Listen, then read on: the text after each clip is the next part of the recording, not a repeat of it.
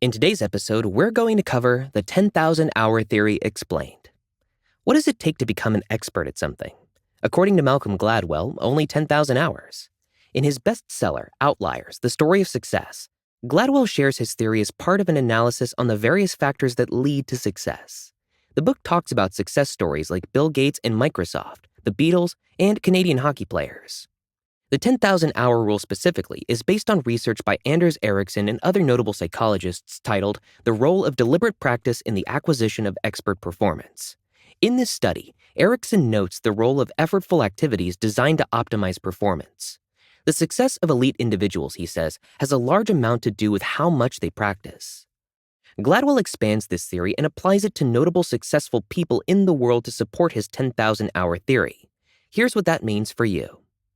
Practice makes perfect.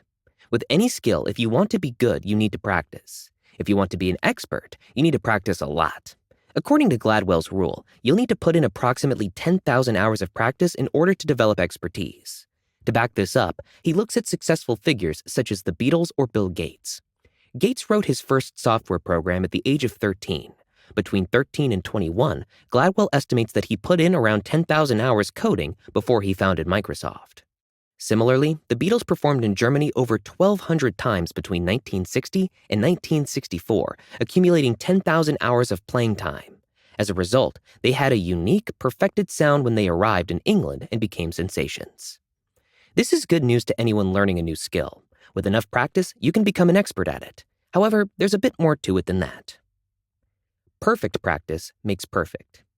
The real key to Gladwell's theory is the type of practice you do.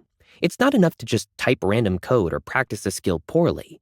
What really makes the difference is what Ericsson called deliberate practice. In order to become an expert at a skill, you have to practice it well. If it's sports, practice with perfect form. If you're learning an instrument, practice the right notes with proper technique. 10,000 hours of quality practice is what will set you apart from others in your field. 10,000 hours may seem like a lot, but it's very manageable when broken down into smaller increments.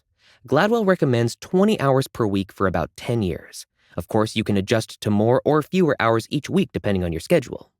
Gladwell himself practiced the 10,000-hour rule during his career with the American Spectator and the Washington Post. For many, it's been a source of inspiration and motivation to keep practicing and improving. The book and the 10,000-hour theory continue to be a source of hope for many learning new skills. With enough practice, there's no limit to what you can achieve. Comment below one thing you've learned in today's video. Thanks for watching.